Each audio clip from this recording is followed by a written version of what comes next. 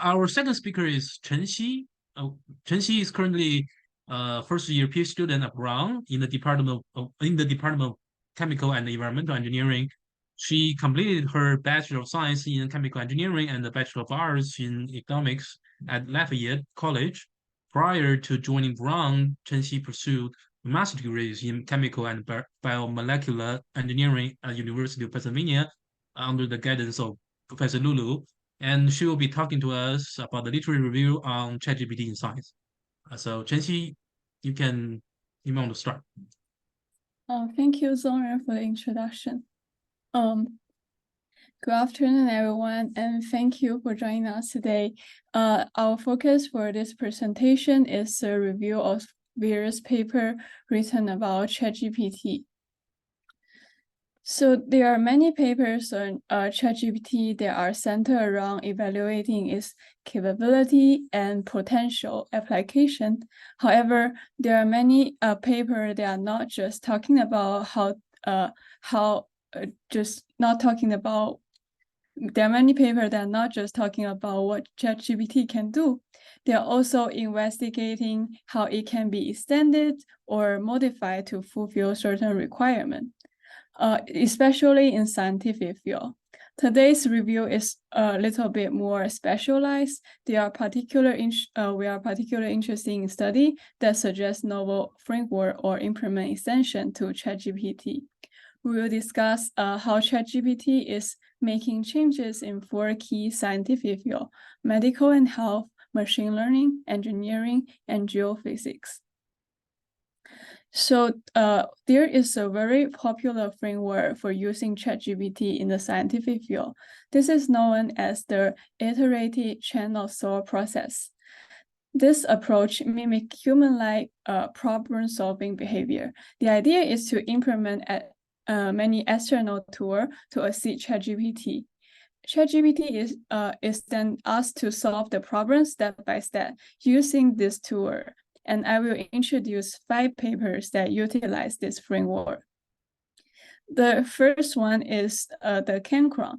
The user can describe tasks, and then the ChatGPT will act as an information organizer that can first identify the problem, especially determine what is the first step for solving it, and next ChatGPT will select the external tool from here, and it will select the right tool to tackle the issues and input the necessary information to the chosen tool. And then ChatGPT will analyze the output produced by this tool. Based on this output, it will decide whether the task is complete or more steps are required. Through this iterative process, ChatGPT can break down a complex task into smaller subtasks and adjust them step by step. Since Chenxi was introduced, this workflow has been adopted in many other fields. Another example is in the field of geophysics.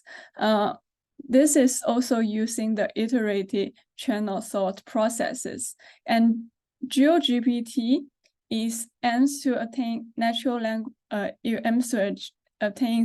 language description from non-professional to select and execute appropriate geographical tool and delivering efficient outcome. So, for example, you can ask this Geo GPT to find a restaurant in a particular city, obtain a virtual map of a road, or locate a place if you are given the latitude and longitude to it. And Geo GPT also implemented many tools in the field of geography. This just a couple of them.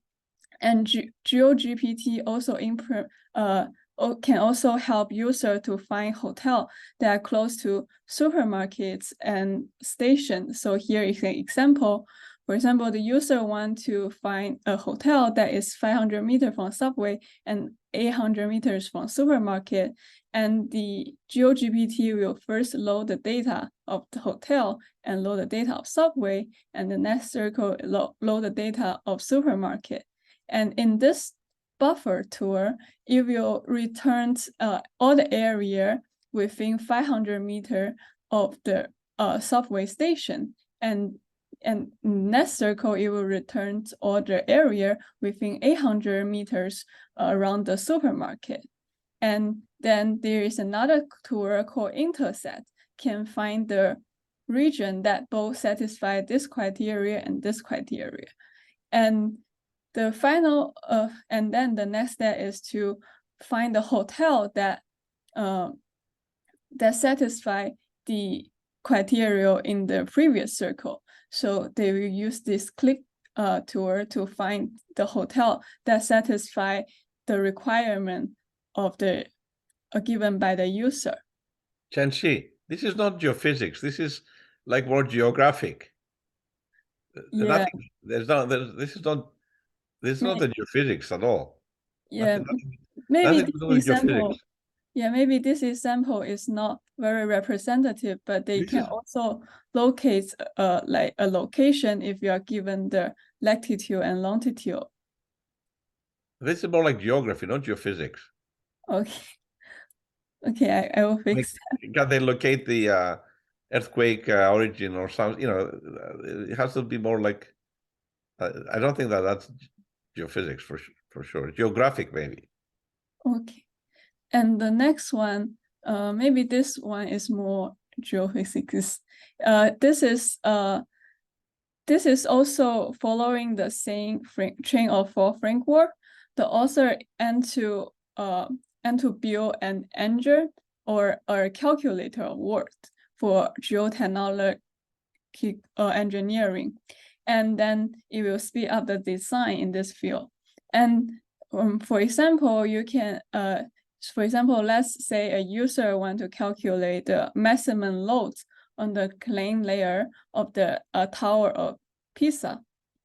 And then in the first circle, ChatGPT will extract the soil parameter using this soil report tool. So it will find the soil parameter from the relevant report using this tool. And next, it will use a tool called bearing capacity to calculate the bearing capacity based on the given soil parameter. And finally, the ChatGPT will calculate the maximum load of the clay using another tool called mass load. So for this iterative process, you will be able to produce a number. So this is called a calculator of words. And another example that also use this framework is in the field of medical, is called AdAuto GPT. This AdAuto GPT focuses on Alzheimer's disease. The goal of it is to collect data and analyze a health narrative related to Alzheimer's disease. Several tools have been implemented for this purpose.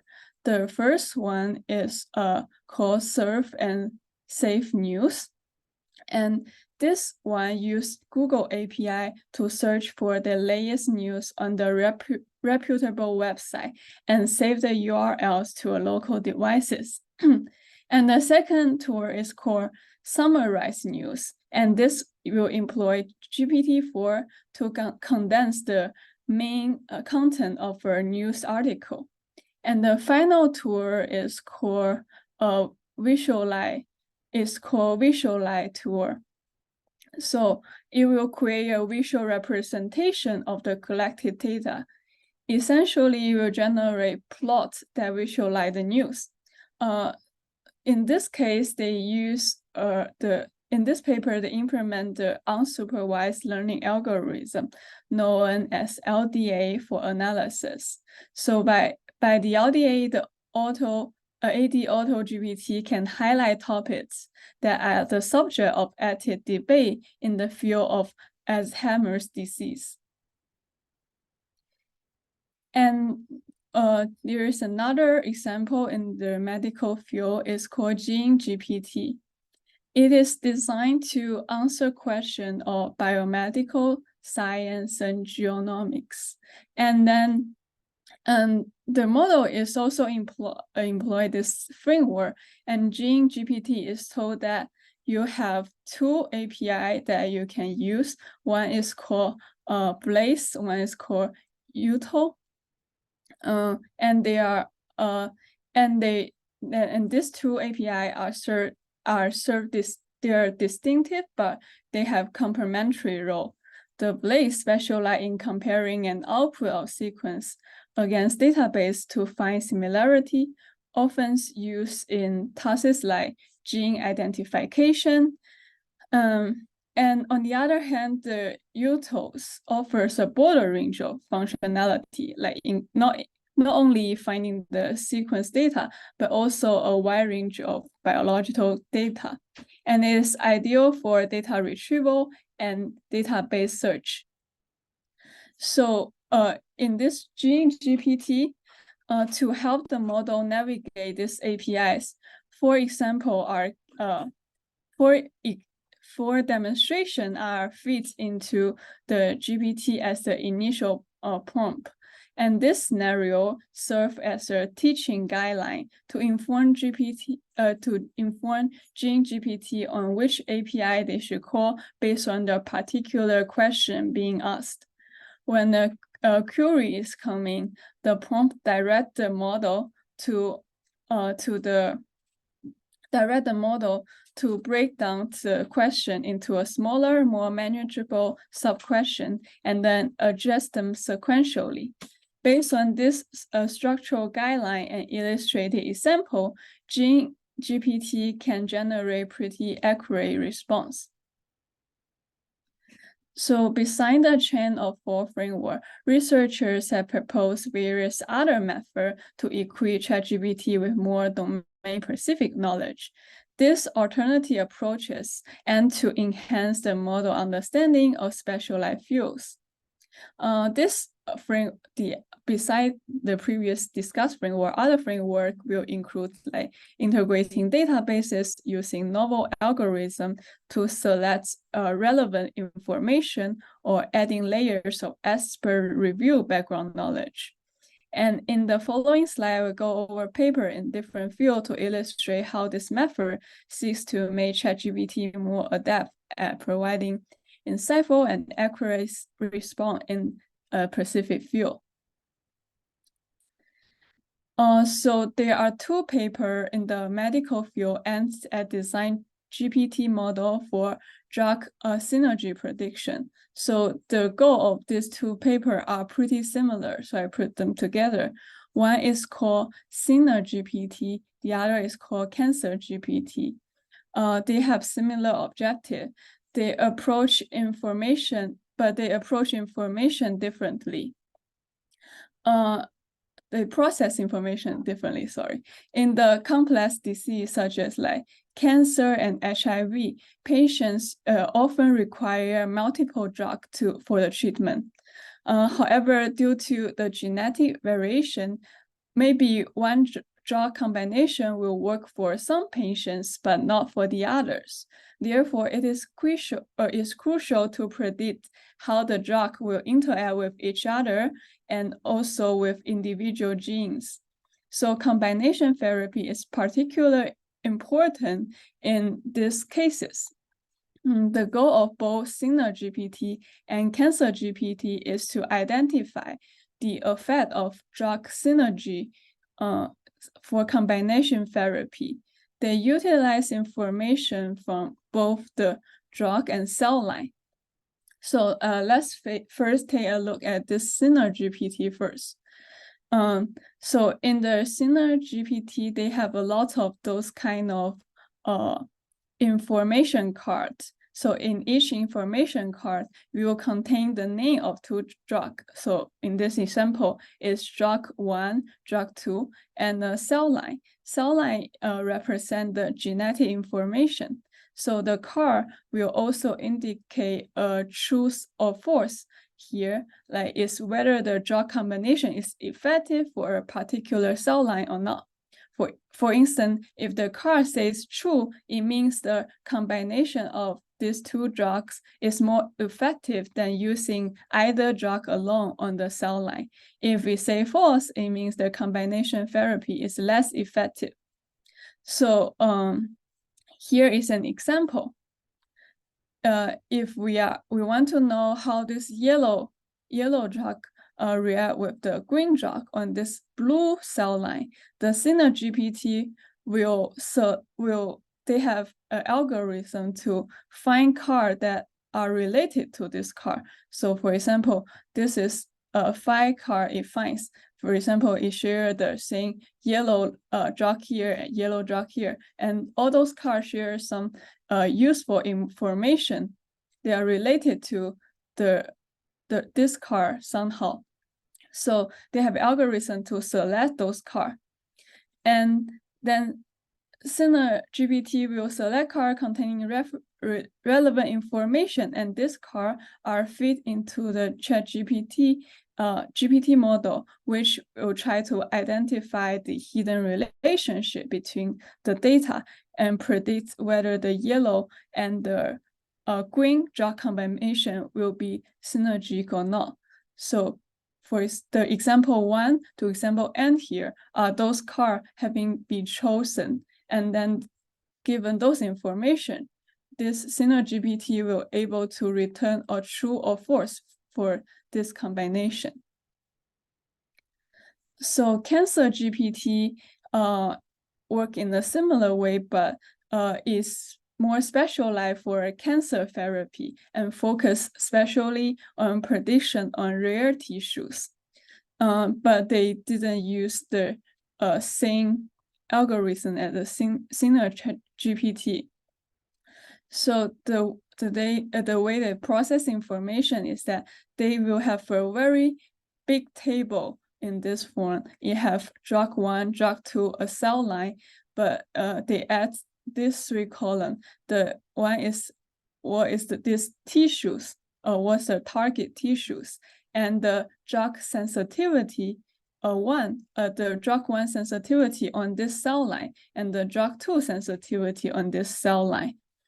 And this sensitivity information of an individual drug to specific cell line is a very well documented and well researched in scientific publication. And Cancer GPT used this information to optimize its prediction. And also for the synergy score, the number 5 serves as a threshold. So if it's smaller than 5 is false. If larger and equal to 5 is true. So Cancer GPT has the ability to convert those table. It will have a master table of a lot of tissues and different kind of drug, and it will convert into a text form. So for example, if you can see here is the second row of the table, and it convert into text form. And those information are fed into the Cancer GPT. And if you want to make a prediction on rare tissues, because the data is not a lot, so you will add K example in these tissues to fine-tune this model. So the model will return a positive or negative to you. So that's how the Cancer GPT works.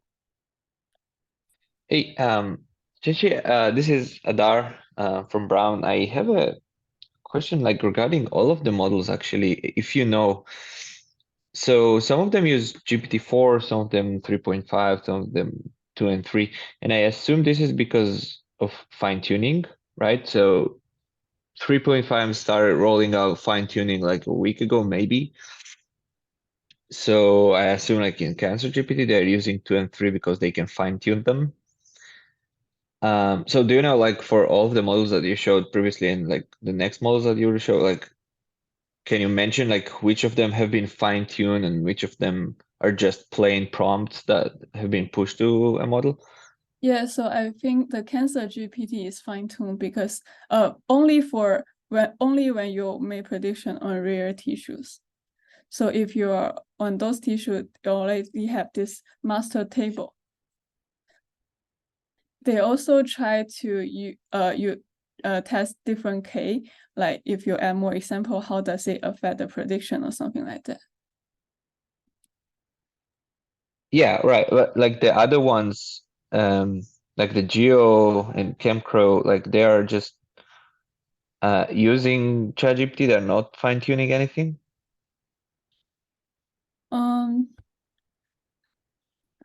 So I think they didn't, they just asked so in previous framework, ChatGPT just says information organizer, so it will help you evaluate like and create like what is the next question you need to solve. So they didn't actually, and in previous framework they are connected to external API, so I don't think so. I see. And what else do I want to ask? So did you have in any of the frameworks, maybe like one of the next ones, did anyone compare using like the latest one, like ChatGPT 4 to Yeah, a fine-tuned GPT-3? I think most of those paper, they have a baseline they compare against, and most of them choose GPT-4. So, and they said their version of GPT will be better than GPT-4, like in this domain specific answering those kind of questions. And in like the cancer GPT that you just showed, like they are doing a few shot fine-tuning.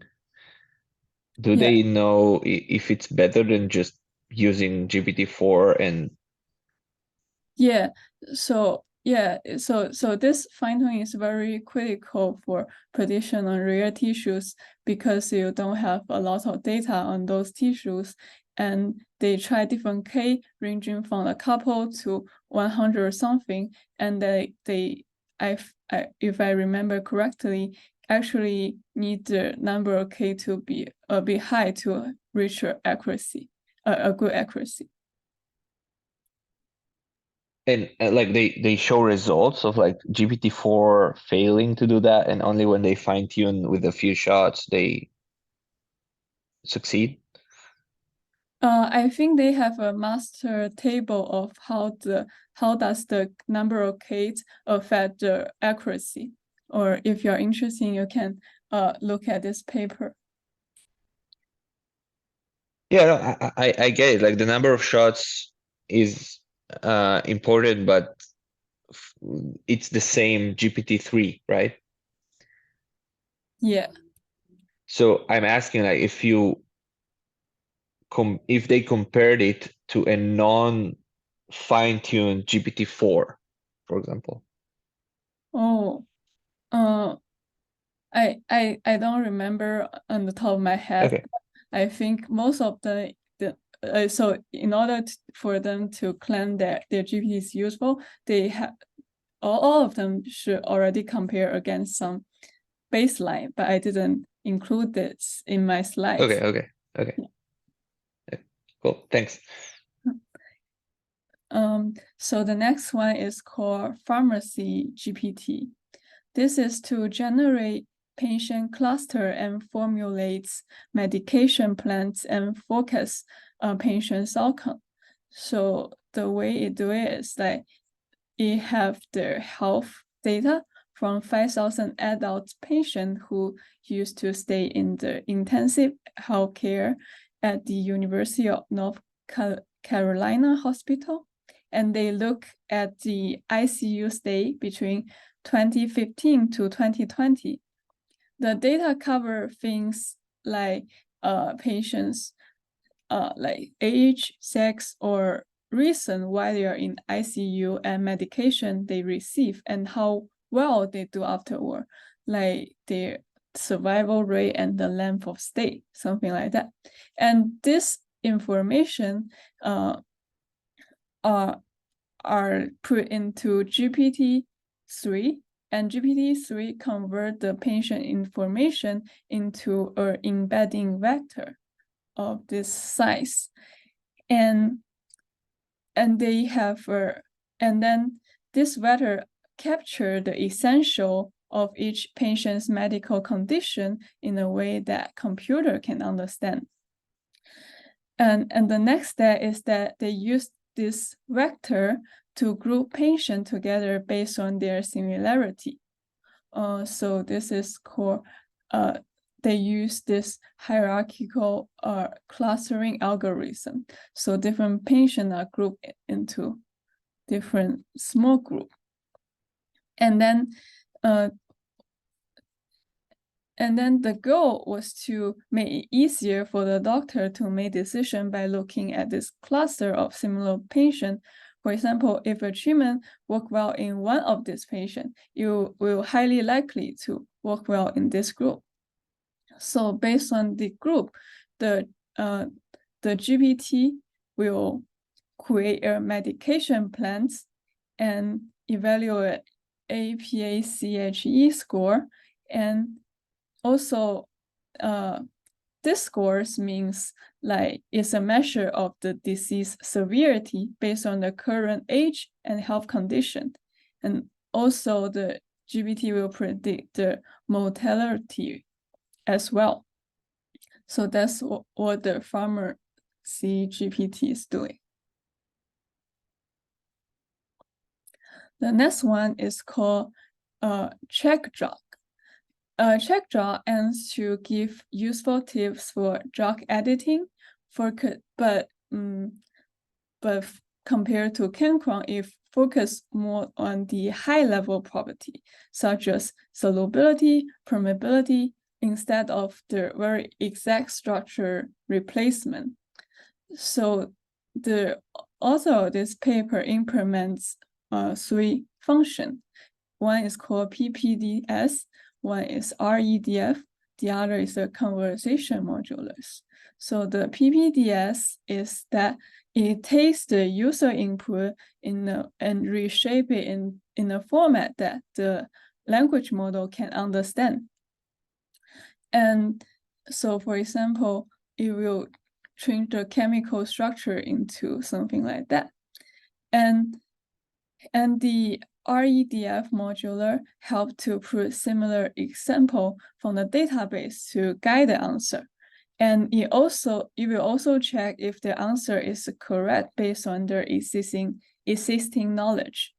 For example, in this case, the user wants to make this molecule more soluble in water. So this and this ChatGPT give an answer, but REDF thing is not correct based on the database. So it will find a similar molecule to this. Like here, it say, oh, this is wrong, but we find this is similar to here. And could you give me an answer, like based on the new information? And finally, ChatGPT was able to modify the molecule correctly. So this CheckDrug is focused on both property of the drug, like how well it dissolves in water, rather than a specific chemical detail. So if the system doesn't get it right the first time, it goes back to the database and find another similar but correct drug, and then the conversation can continue. The CheckDrug uses this modular to better guide and verify the answer, making sure the drug suggestions are both quality and accurate. The next one is called Cohort GPT. So this GPT is built to read medical report and figure out what diseases are mentioned or implied.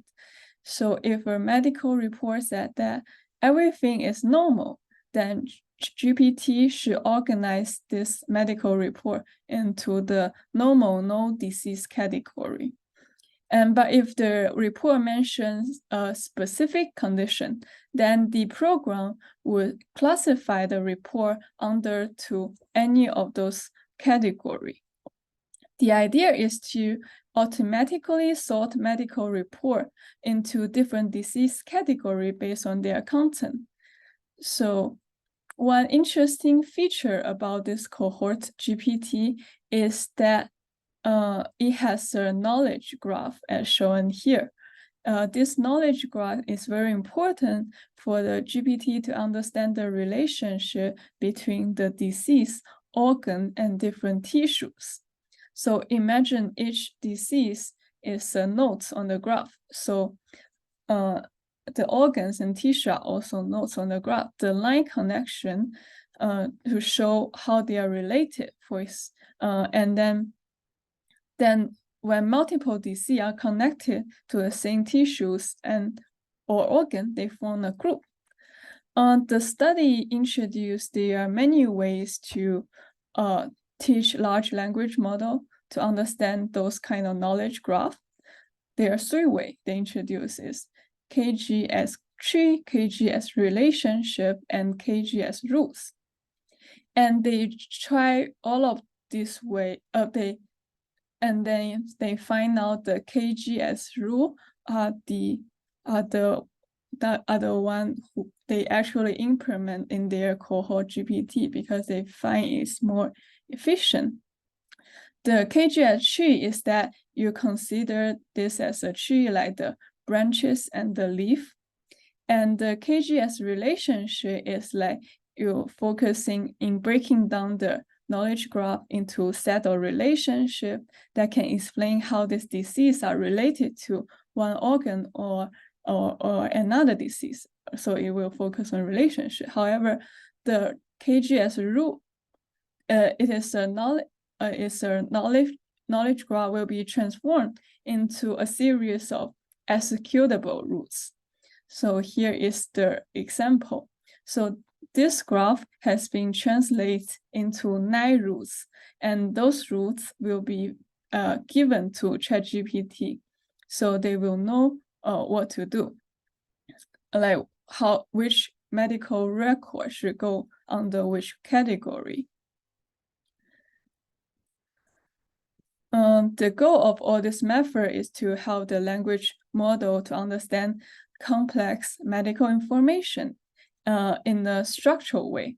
So this is a useful method to give those kind of structural information to GPT. The next one is in the field of machine learning.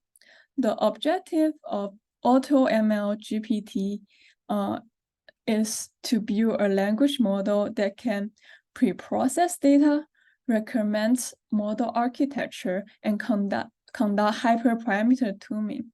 So this AutoML GPT have several components. So one component is called data card. The other is called model card. So data cards include the name of the data set and the input data type, and the label space and the evaluation matrix. So the same color represent the same single data set, and the system use data card just like the ID card for a data set. The model card has the model name, model architecture, model description, and architecture hyperparameters. In the model card, the same color also represent a single model. So the model card acts like a resume for a machine learning model. This card tells the system what kind of tasks each model is good at and what setting this model should be used. And user will the system will start by taking a user input. It prepare a special prompt here to make sure it understands exactly what the user wants. So the user can also add additional instruction for more specific need, like if they want a faster or have certain requirement for hyperparameter. And the AutoML GPT will first conduct a data processing pre-processing before the actual training start, and this will include but not limit to removing irrelevant words or resizing image. And based on the data set given by the user, they will select a model and hyperparameter and will recommend it to the user. If the AutoML GPT are given a data set is not inside this data card, they will have an algorithm to identify a similar data set of what is given, and they will make an educated guess on how to handle it. And AutoML GPT can also make prediction about how well the model perform under a certain set of hyperparameter. Basically, if they recommend you to use a particular model, they will use this set of architecture hyperparameter unless you specify otherwise. Chenxi, is AutoML GPT, is it publicly available? Can you access it? No, Auto GPT, not Auto. Auto GPT is probably available, but AutoML GPT, I was not sure. AutoML standalone is a service, as So far as I know. Microsoft, right? It's Microsoft. Yeah, it's a service in Azure. And then there's Auto GPT, which is a different thing that Right. was. But this AutoML GPT, I mean. Yeah, it's a third thing. It's not. I'm not sure it's connected to AutoML service. Oh, is this a service by Azure or not? Who wrote this paper? This is the Yeah. So I think the people from University of Texas at Austin people did this paper. Oh, I see. So it's not Microsoft. no. Yeah, I think it's AutoCaris, those guys. The Auto GPT is available and they build on that. Oh, I see. They build on Auto GPT. Yeah. So it's nothing to do with the AutoML of Microsoft. No. But they have something to do with Auto GPT, right? Correct. Is the code available? Is there code? Because I would be interested to play with it. Yeah, I can check. You can do it later. But that's fine. Yeah, Jordan, I think Auto GPT is available, but I don't think so. AutoML GPT, I don't think it's available now. I'm checking. Yeah. Yeah, Okay. I see. They have a public GitHub repository with Auto GPT. Yes. Yeah, I found that. No, So, but I don't see AutoML GPT.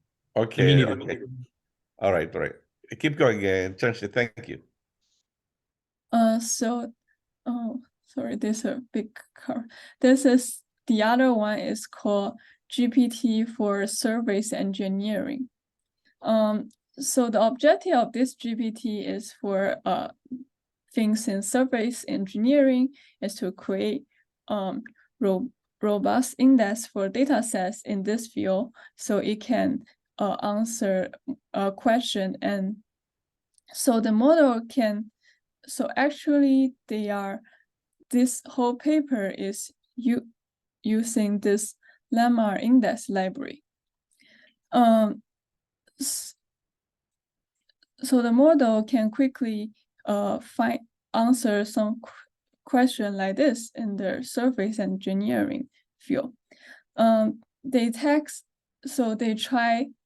So two important features about this GPT. One is here is how they index data structure, and the other is how they evaluate the modulars. And all those they use this library.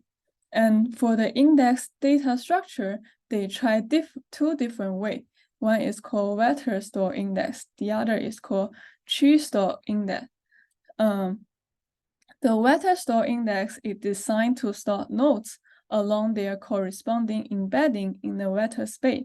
Embedding are compact representative that capture the sentiments meaning of the text, and the Chi index method can be used if the document have a hierarchical structure, such like a category, subcategory, or topics. They both have their advantage and disadvantage. The vector index GPT, the vector index is useful for large data set, which help in finding data that are semantically similar to the query. And then the Chi index is better for data with the hierarchy. But in this study, they find that in the context of survey engineering, the vector store index method did a better job. And they use this library. So for example, if you ask a question like, what is the HVOF thermos rate? Is this a thermos rate? What is this?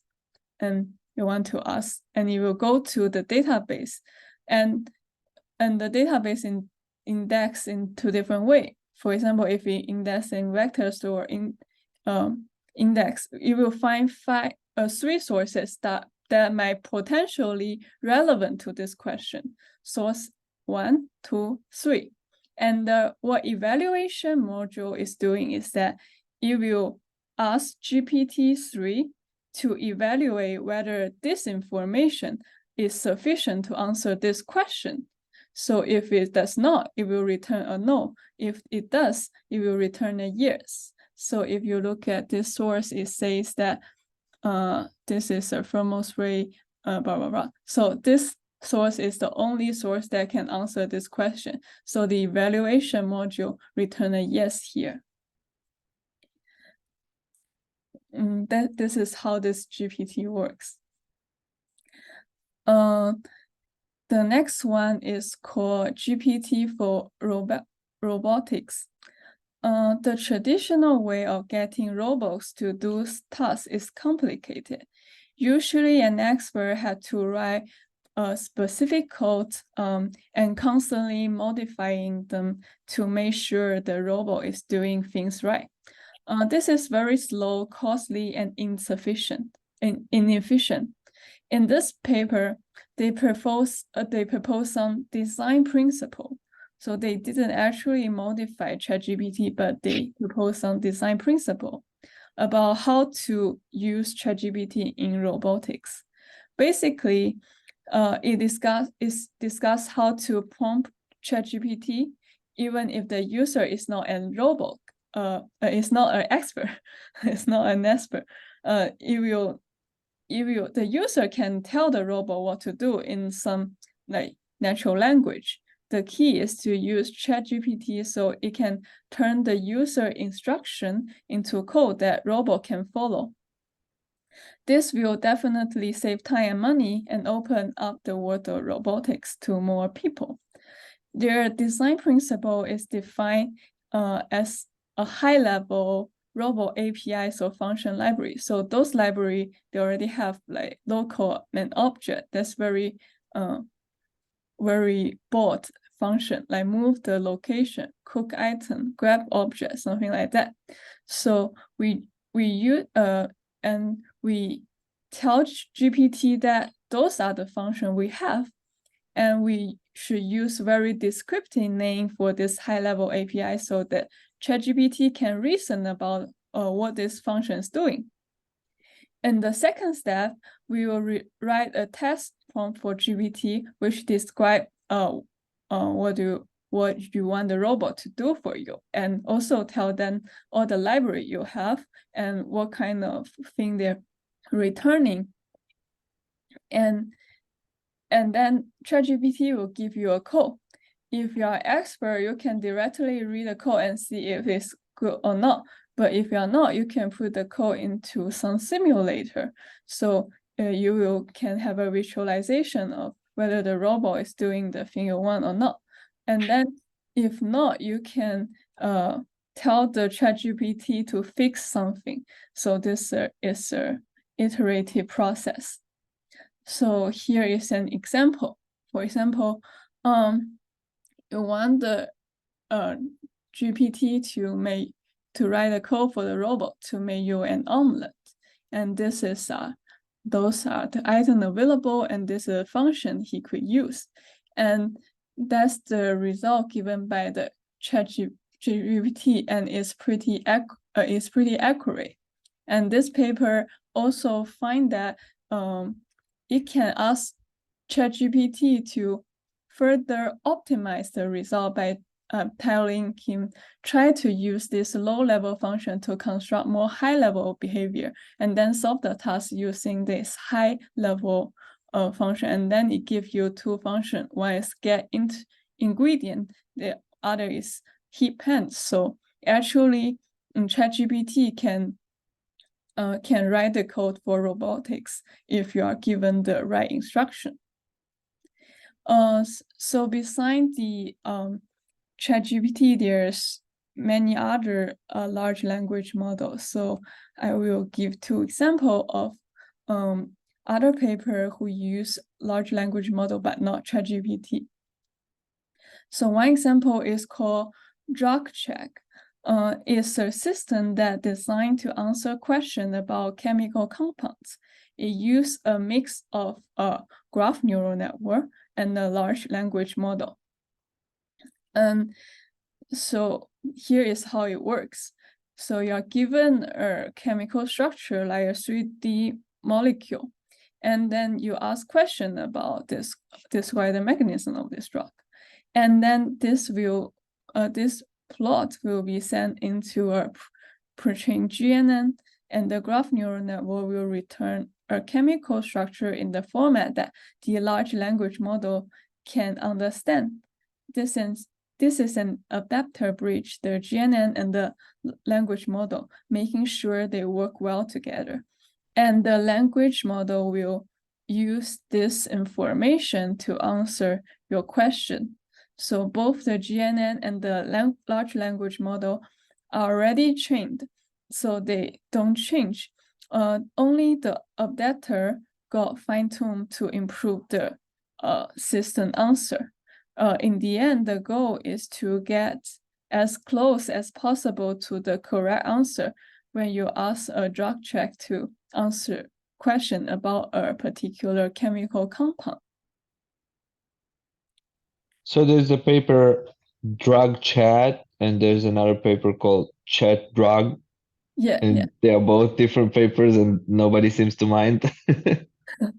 Yeah, they are different. Okay. And this one is pretty fancy.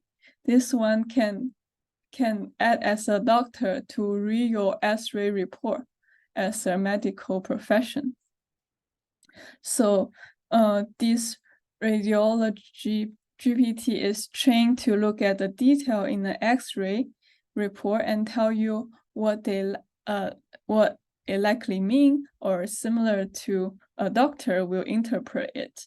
The team is also looking into other ways to train the model to make it more useful for medical professions. So the training data set is very big data set of chest X-ray taken between 2001 and 2012 at the Israel Medical Center. And this X-ray come with the report. The report have two parts. One part is the finding, one part is the impression. The finding will describe what the X-ray show, and the impression is what the doctor think it means. So this part, these two parts are paired together, and any incomplete or very short report will be removed from the data set. And here are the instructions given to this GPT. So you are telling it to derive the impression from the finding of the report, and then answer. Actually, I didn't put the question, but it have a lot of questions that it require it to answer. And after answering the question, you ask them to summarize it. So given this instruction, it will give you pretty much what a doctor will say to you by looking at your report. So in conclusion, GPT model have shown tremendous potential in drawing specific conclusion from general information. They are good at making the best possible guesses when facing with incomplete information. Many studies have shown that the large language model are getting better and better at solving complicated problems by thinking step by step, particularly when they are guided by well-designed prompt or question. The takeaway here is that first, the chain of thought framework is enhancing this step-by-step reasoning ability in large language models. Second, better prompting strategies make this model even more accurate and efficient. To take this model to a next level, researchers can think about how to more efficiently use the external tool and databases to incorporate domain-specific knowledge. And more importantly, how to structure information in a way that can improve the performance of large language models. And feel free to send me an email if you find any other interesting paper about improving ChatGPT in science. And hopefully we will cover more paper next time. And thank you for listening. Are there any questions? Thank you. Very, very nice talk. Yeah, thank you, Chenxi. Hi, Chenxi. This is Panos Tinis from Pacific Northwest National Lab. I have a quick question. Yeah. We hear a lot by very nice presentation and very informative. There was a lot of mentioning of fine-tuning, and I want to clarify what fine-tuning means. Do they train all the parameters of the model, like ChatGPT 3.5, or do they take ChatGPT 3.5, let's say, or 3, and they add an extra layer to it and only train that? I think the fine-tuning, I don't think there is a way you can train ChatGPT, but Okay. what they mean by fine-tuning is that you will need extra information for answering a specific question. Okay. So it's adding an extra layer of domain knowledge and something like that. Okay. So the rest of it is left as it is, right? And then you just add and fine-tune this extra layer. Okay. All right. Yeah. Thank you. I think Adar mentioned that. Adar, did you say? And Varun, I think, told me that you can now fine-tune 3.5. Yeah. So I'm not an expert. I've not tried it myself. But I would be. I'd assume that they actually, like, by fine-tuning, they're training a couple of more steps of the whole GPT 3.5 with the extra data, because to do that, they ask the user, if you want to fine-tune, you don't do it on your PC. You do not get the whole architecture. They do not expose that. There's an API for you to upload data, and they will fine-tune it for you and return a fine-tuned model for you. Even not a model, they are not returning a model. They're returning like a API call to a new registered model that was fine-tuned on your data. So I assume they are fine-tuned, like they're completely changing the whole weights with your new data, but I'm not sure. I have no idea. Varun, have you tried to fine-tune anything? You said that it's available now. I've not tried fine-tuning, but like if they are actually fine-tuning the whole model, it's going to take them a long time. So I'm assuming they are going to do some sort of transfer learning. That's my guess. But so the difference is that you're giving a very small subset. Like what takes a lot of time to train the model initially is that huge number of like sentences they're training it on. But when you're fine-tuning, you're pushing only a couple of thousands, so it does not require a lot of resources. That's why, and they also ask you to do it through their own API, so it's on their clusters. So I assume they like it takes less. At least that's how it was in GPT-3. But if you have to update the weights of the whole thing, right? I mean, you really need a lot of memory to store this. I mean, Yeah, even you with do that on the cluster on like you do that Yeah, on so OpenAI that's what. clusters. Yeah. Okay. So, all right. Okay. Thank you. Thank you. Any other questions from the audience?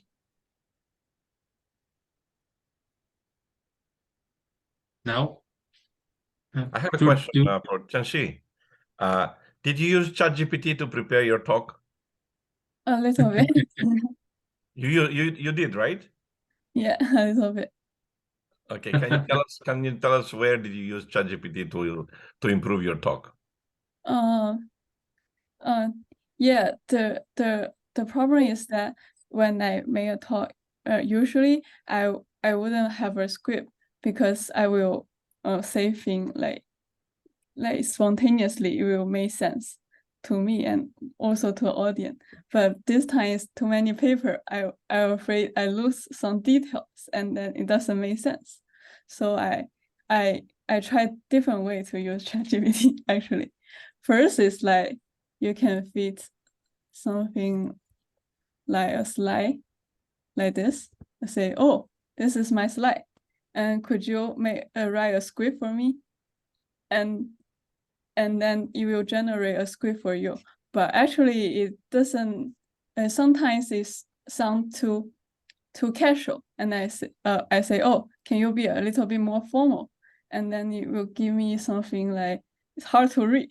It doesn't sound like oral English. Then I say, oh, give me something more oral. And it doesn't sound like me. It sounds like too casual. And then I found the best way to do it is that you first to summarize the structure of it and you write it in bullet point. And then you fit into ChatGPT, say, oh, that's the key point I want to cover. And could you write a script for better transition? And it will write. And also if you want the language to better fit in your style, you shouldn't ask it to rephrase it. You should ask, help me check grammar.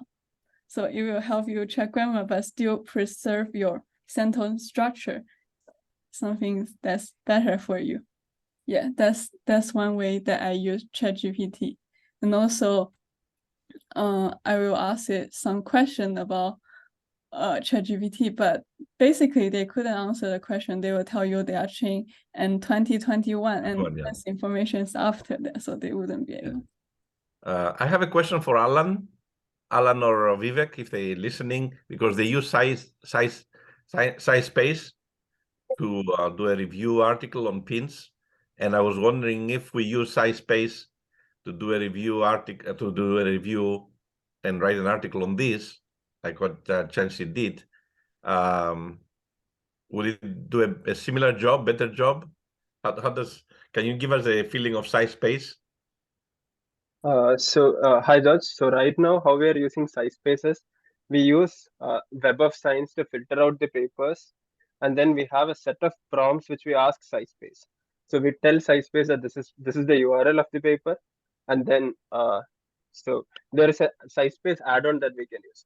So with the add-on, we say, okay, so this is the URL of the paper, and now these are the questions that we want to ask SciSpace. So similarly, if you have a list of papers related to using ChatGPT for science, we can do the same thing with SciSpace. And what would be the result? Let's say if you apply that to what Chenxi did, would it be something similar or something totally different? I think we would get something similar. Like it depends on the prompts the questions we are asking SciSpace. So we need to spend some time to refine the questions that we are asking SciSpace. Okay, I'll follow up on this by email. Kamal, you have a question? Yeah, I have a question. So the ChatGPT model and the new trained data sets, if there is a conflict, which result it will produce? So you're saying that if there is a conflict between the ChatGPT Original knowledge and the knowledge and the fine tuning one. I think ChatGPT will usually take priority of what you tell him. Then what is the fine tuning doing then? Oh, you mean compared to fine tuning? Yeah, like the original model and the new data sets, if there is a conflict in the training data set, so finally what result it will produce? So I think the fine tuning is acting extra information. Usually does not conflict with the original information. But if it does conflict, I'm not sure what will happen. What do you mean by conflict, by the way? Say ChatGPT is trained with 1 + 1 is equal to 2, and the fine tuning model is 1 + 1 is equal to 3. So what result it will produce? It depends on which of them you ask. Like the API, you supply a model signature. Like when you have your prompt, your question is 1 + 1, right? Yes. If you're asking it the fine-tuned model, it will say 3. If you're asking the non-fine-tuned model, like there's no conflict because you're not asking both models. You're not only asking one model at a time. So it will forget the previous model basically. Yes. And well, they solved catastrophic forgetting, if that's what you say about forgetting. It's not going to forget the previous model. It's just going to be an improved version of that. And since you're querying only the new model, you'll get only the new answer. That's what I'm saying. So what is importing from the previous one? And anything is imported from the previous model or? Well, think about it as an initialization. Like the model, the first model is an initialization for the new model. Okay, but still it has some information on the, like 1 + 1 is too easy, but like long length sentences, it may have some effect on the previous model. Right. Yes, you still have some information from the previous model, but now you have extra information that was in the new model. Yeah. Okay. Yeah. Thank you. Chenxi, I had a question or a comment, I guess. Go ahead. Yeah. So a lot of this paper that you present were like from medical, from the field of medical science. Did you find them like discuss how they validate the results or the output from ChatGPT? Say you like write a report for like a patient, like a summary for a patient. Do they discuss how those like outputs are validated? Yeah, I think most of them they split the data set into like 80-20, like 80 for training and 20 for validation. Okay. Yeah. Okay, thanks.